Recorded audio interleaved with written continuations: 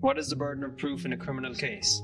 In a criminal case, the burden of proof rests with the prosecution. They have to prove that you committed the offence, and they have to prove it to the standard of beyond a reasonable doubt. So the burden is with them all the time.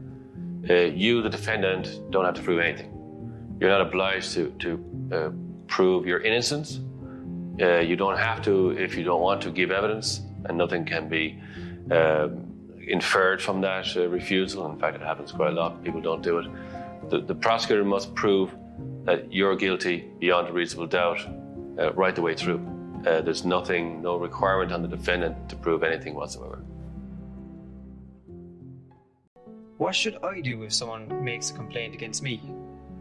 If someone made a complaint against you, you should get legal advice, always. Police are great at kind of suggesting that you should maybe go down to the police station for a chat. That's usually the way it's framed. It's a chat. Well, they don't do chats. They do interrogations, and they're pretty good at interrogations.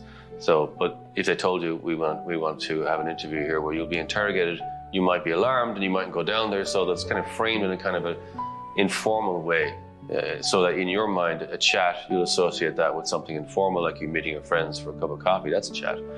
But you don't have chats inside the police stations. But you should get legal advice if you're asked to speak to the police about some allegation.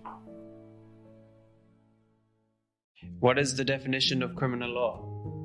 Criminal law is a system of laws that's designed to deter people committing offences against the public or individuals.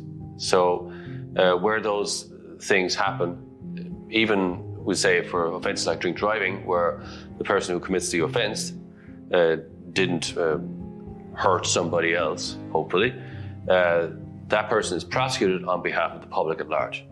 So the public at large, it's in their interest not to have people doing these things in society, even though they themselves individually weren't affected by it. That's what criminal law does. It prohibits actions and punishes people who commit those actions.